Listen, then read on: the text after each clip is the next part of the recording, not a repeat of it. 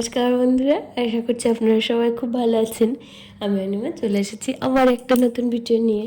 তো অনেকদিন পরে আজকে একটু বৃষ্টিটা নেই সকালবেলা, তাই তো ঝাড় দিতে বেরিয়ে পড়েছি। নাহলে বৃষ্টিতে যা করলো কদিন, কি আর বলবো, একদম পচিয়ে দিয়েছে। সারা বাড়ি ভর্তি জামা কাপড় আর জামা কাপড়, আর কিছু নেই। আর ছেলেপিলে যাদের আছে, মানে ছোটো ছোটো বাচ্চা যাদের আছে, তাদের কথা আর কী বলবো। তারপর ঘরে কদিন ধরে হয়েছে ছুঁচোর উৎপাত। এই যে পাইপটা সিঙ্কের নিচে, এর মধ্যে কয়েকটা এরকম নোংরা ছিল, মানে জামা কাপড় ছিল, মানে যে জিনিসগুলো খুব কম ইউজ হয়, তো সেগুলোর জন্য ওখানে মনে হয় বাসা করেছে। তো ছুঁচোতে পটি করে ঘরে, তো ওইগুলো সব বের করে পরিষ্কার করে নিলাম। আর এদিকে দিয়া বুড়িও উঠে গেছে ঘুম থেকে, তো তাকে তো একটু আদর করতেই হবে। আদর টাদর করে তারপরে গেছিলাম। আবার বৃষ্টি হয়েছে না, বৃষ্টিতে একজন বললো যে অশ্মির মা, তোমার কচুটা পড়ে গেছে, নিয়ে এসো, নাহলে আবার অন্য কেউ হাতে ধরে নিয়ে যাবে, রাস্তার পাশের জিনিস তো। তাই আমি আবার ওটাকে কাটতে গেলাম, মানে কাটবো কি, কাটা জিনিসই আনিনি। তা আবার বাড়ি এসে দেখলাম এদিকটা আবার নোংরা হয়েছে, জল ভরছিল। আমি বললাম যে তাহলে এদিকে তুমি একটু জল ঢেলে দাও। দেখেন ঢাললো তো ঢাললো, আমার গায়ের ওপরেই ঢাললো। তারপর বলছি কি, তোমার গায়ে লেগেছে, কেমন লাগে।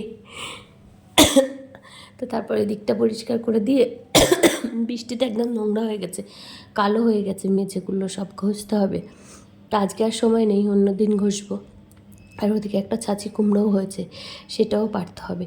তো এবার ওই ঝাড়টার দিয়ে আবার এসেছি কচুটা কেটে নিয়ে যেতে, তখন দেখে গেছি। তো সব কিছু নিয়ে এসে আবার এদিকে রান্না টান্না বসিয়ে দিয়েছি। একা হাতে সব কিছু করতে না, মানে একসাথে শুধু রান্না করলে আর অন্য কাজগুলো পড়ে থাকে, এর জন্য রান্নাটা চাপিয়ে দিয়ে এদিক ওদিক সব কিছু করতে হয় আমাকে। এদিকে বাবা আবার বৃষ্টির জন্য যেতেও পারছিল না, তাই জন্য বাবা চাটা করে দিলাম। চা এমনিতে আমরা খুব কম খাই, তো বৃষ্টির জন্য যেহেতু ওয়েদারটা একটু ভালো আছে, ইচ্ছে করছিল, তাই একটু চাটা বানানো হলো আর কি। তা লেবু চাই করব, সকাল সকাল তো। আর গরমকালে লেবু চা খেতে কিন্তু বেশ ভালোই লাগে। শীতকালে অবশ্য দুধ চা করা হয়, তখন দুধ চা খেতে আমার বেশি ভালো লাগে। আর গরমকালে লেবু চাই ভালো লাগে। বর আবার বিট নুন গোলমরিচ সব কিছু দিয়ে খায়, আমি আবার শুধু লেবু দিয়ে খাই। আমার শুধু লেবু দিয়ে খেলেই বেশি ভালো লাগে। আর চায়ের মধ্যে না একটুখানি লেবু দিলে চায়ের কালারটা এত সুন্দর আসে, কি বলবো। জানি না আপনারা কেউ কেউ পছন্দ করেন কিনা লেবু চা, কিন্তু আমার ভীষণ প্রিয়, মানে পছন্দের একটা জিনিস। তো এবার চাটা খেয়ে নিই, তারপর আবার বাকি রান্নাগুলো করতে হবে। তাই যে এদিকে ভেজে নিচ্ছিলাম একটা ডিম। আজকে জানি না কি মাছ টাছ রান্না করব, তো সকালবেলা এই ডিমটা ভাজছিলাম, মানে তাহলে সকালবেলা ডিম ভাজা দিয়ে ডাল টাল দিয়ে খাওয়া হয়ে যাবে। আর এদিকে কতগুলো কলা, এই কলাগুলো এনেছিল বাবা, খাওয়ার জন্য এনেছিল, কিন্তু একটু নরম হয়ে গেছে, তো ওগুলো আর খেতে ভালো লাগে না নরম কলা। আর প্যানকেক খেতে ওরা ভালোবাসে না, তো তাই জন্য একটু কলার বড়া বানিয়ে নিই, তাহলে কলা কটা আর নষ্ট হবে না। কিন্তু এই কদিন আগেই খাওয়া হলো জন্মাষ্টমীতে, তো তারপর আবার ভাবলাম যে নষ্ট হবে, তাই জন্যই বানালাম। জানি এত তেল খাওয়া ভালো না, কিন্তু ওই যে বলে না, 2 টাকার জিনিস বাঁচাতে গিয়ে আমার 50 টাকা খরচ, তো তেমনি হচ্ছে ব্যাপার স্যাপার। মানে 5টা কলার জন্য আমাকে এখন কতক্ষণ ধরে খাটতে হবে। তো এদিকে রান্নাবাড়া হয়ে গেছিলো।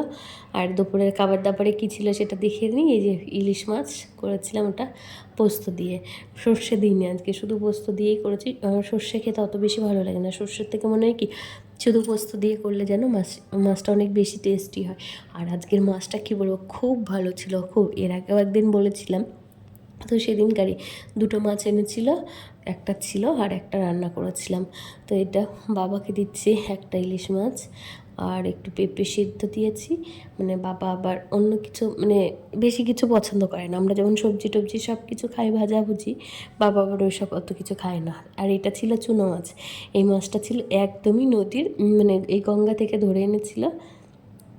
তো সেই মাছগুলো আগের দিন এনেছিল, 2 দিনের বেশি করেই আনা হয়েছিল। তো 2 দিন হয়ে গেল খুব ভালোভাবে। আর আমি তো গঙ্গার চুনো মাছ খেতে এমনিতেই ভীষণ পছন্দ করি। আমি সমুদ্রের কোনো মাছ খেতে পারি না, জানি না কেন, আমার ভালো লাগে না। তো বেড়ে নিচ্ছিলাম বাবার জন্য আর বরের জন্য। আমাদের খাওয়া হয়ে গেছে, মানে আমার খাওয়া হয়ে গেছে। আমি আবার এই বাড়িতে সবাই বলে বাড়ির বউরা পরে খায়, কিন্তু আমি আবার যবে থেকেই বিয়ে হয়ে এসেছি মাও বলতো যে তুমি আগে খেয়ে নাও, মানে বাবাদের খেতে অনেক দেরি হয়ে যায় তো, 3টে 3:30-র সময় খায়, আমি কি আর অতক্ষণ ধরে বসে থাকবো, তো তার জন্য আমি প্রথমেই খেয়ে নিই। তারপরে নিজের পেটে খিদে থাকলে দেখবেন মানে কাজ করতেও ভালো লাগে না, আর পেট ভরা থাকলে কাজ করতেও ভালো লাগে। জানি না কে কী মনে করবেন। এই যে দুজনের ভাত বেড়ে রেডি করে রাখলাম, যখন খাই খাবে। আর আজকে আবার বৃষ্টি হচ্ছে, তো বৃষ্টি হলে স্বপ্নাদিকে আসতে না করে দিই, তো স্বপ্নাদিকে বলেছি তোমাকে বিকেলে আর বৃষ্টিতে ভিজে ভিজে আসতে হবে না, এর জন্য আমি থালাবাটিগুলো সব ধুয়ে নিচ্ছি। আসলে স্বপ্নাদি এত ভালো মানুষ, কী বলবো, তাও দেখবো কি বিকেলবেলা ঠিক এসে হাজির হয়ে গেছে। বৃষ্টিতে যতই আসতে না করিস, আমাদের সামনে মুদিখানা দোকান আছে, ওখানে উনি বাজার করতে আসলে একবার এসে ঘুরে যায়, যে আমার সব কাজ করা হয়েছে কি না সেটা একবার দেখে যায়।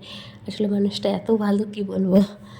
আসলে এতজন বাচ্চা কাচ্চা সামলে তারপরে এই যে ঘরের কাজ করা না আমার পক্ষে মানে খুব কষ্টকর হয়ে যায়, কিন্তু কী আর করা যাবে, সব কিছু নিয়েই তো থাকতে হবে। তো এবার এগুলো ধোয়া হয়ে গেলে আমার আর কোনো কাজ থাকবে না, তারপর আমি একটু রেস্ট নেব। মানে সত্যি কী বলবো, মানে সেই সকাল থেকে সারাদিন মনে হয় কি ওদের পিছনে যুদ্ধ করতে হয়। আসলে ওরা একটু বেশি দুষ্ট, তো আমার বড়টা একটু শান্ত ছিল, তার জন্য অতটা অসুবিধা হয়নি, আর এতটা কষ্টও মনে হতো না তখন।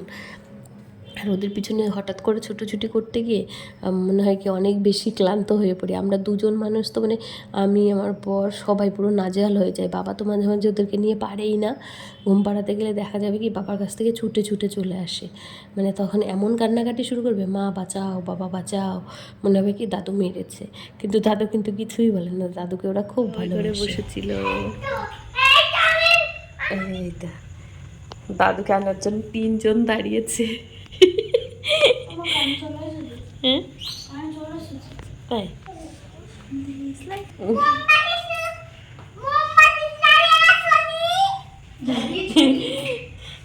দাদু ঘরে লাইট জ্বলে রয়েছে, ওটা বন্ধ করবে তারপরে আসবে।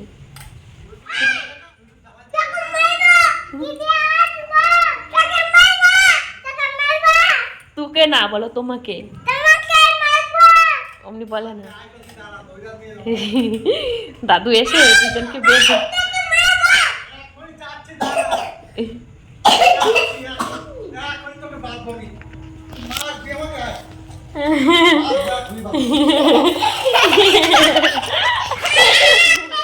পালাচ্ছিস কেন এখন, পালাচ্ছিস কেন? হ্যাঁ আবারও গেল, ধর ধর ধর ধর লাইট